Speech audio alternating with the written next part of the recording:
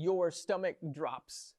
Your palms get a little bit sweaty and your heart begins to beat a little bit faster because you find yourself in the middle of drama, of disagreement, of discord.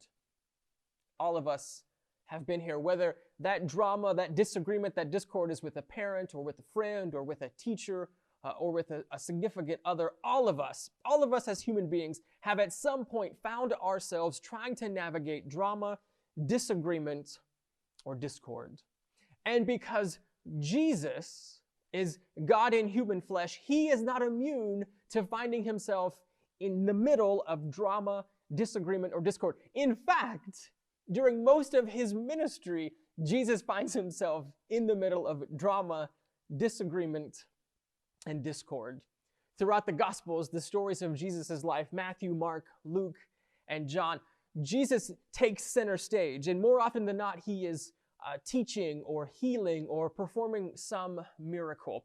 That's what's happening on center stage, but in the background lurks, more often than not, one particular group known as the Pharisees. Now, the Pharisees were a group of Jews, like a particular maybe denomination or a particular group of Jews that prided themselves on how strict they kept the Jewish law.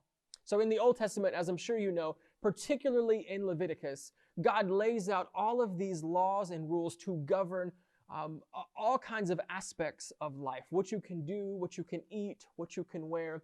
And the Pharisees made it a point, they took great pride in not only adhering to the law, but taking it to the next level. In a lot of ways, the Pharisees were the all-star Jews.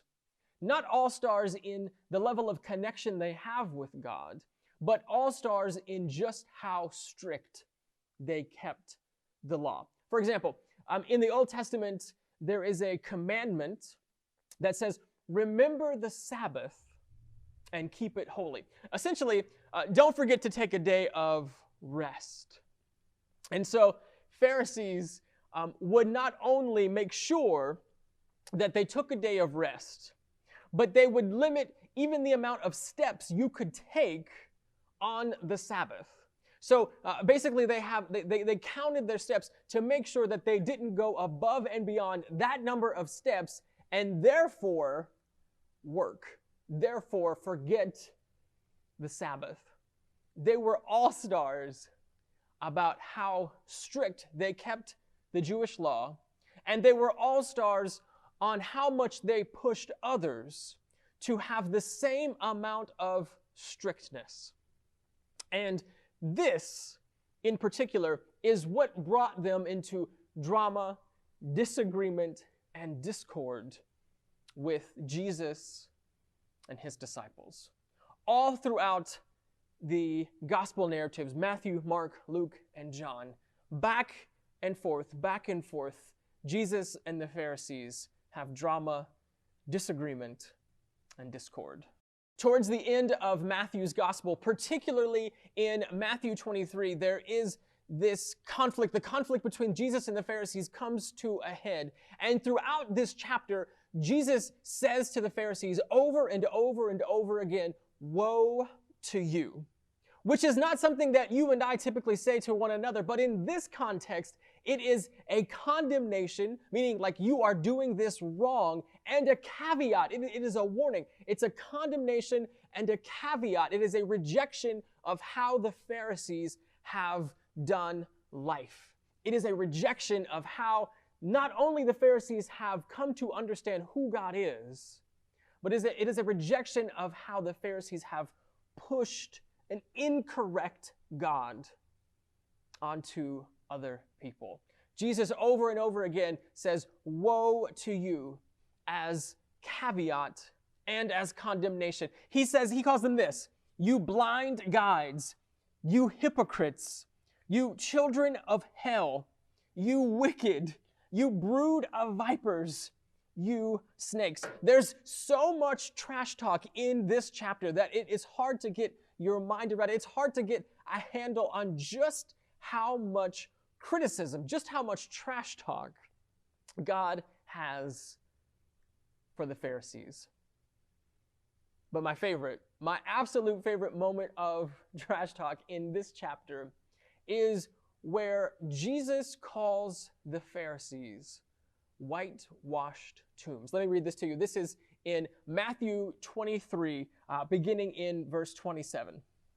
Jesus says this, "Woe to you, teachers of the law and Pharisees, you hypocrites!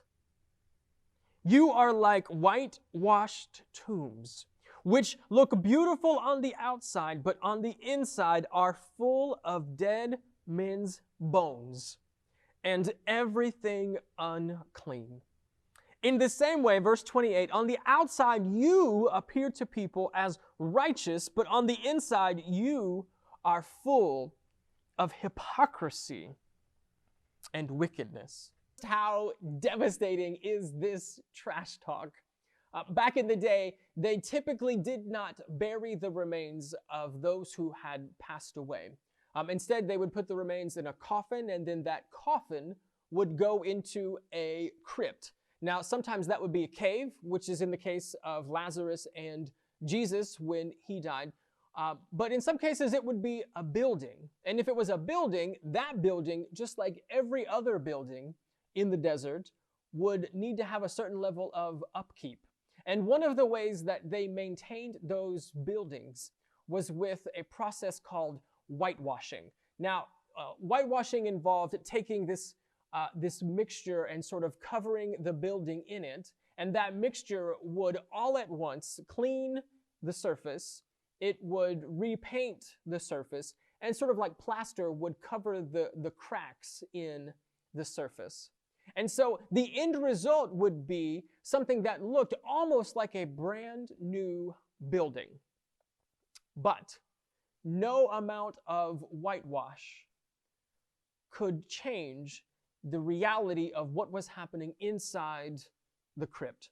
Essentially, the outside of the crypt would be this gleaming, clean white, but the inside of the crypt would be death and decay. And if you were a Pharisee, defilement. They saw dead bodies and dead things in general as incredibly unclean.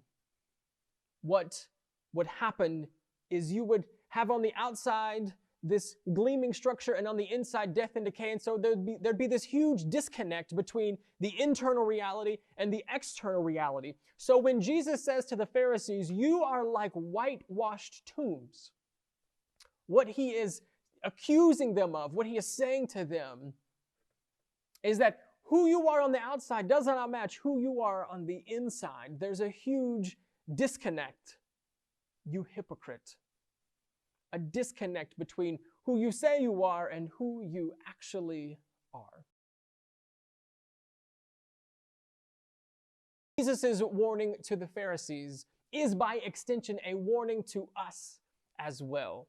To not become so focused on what's happening out here that we neglect what's happening in here. To not whitewash the exterior and allow death to happen on the interior. We find ourselves right now in the midst of a special season of the Christian calendar, the season of Lent.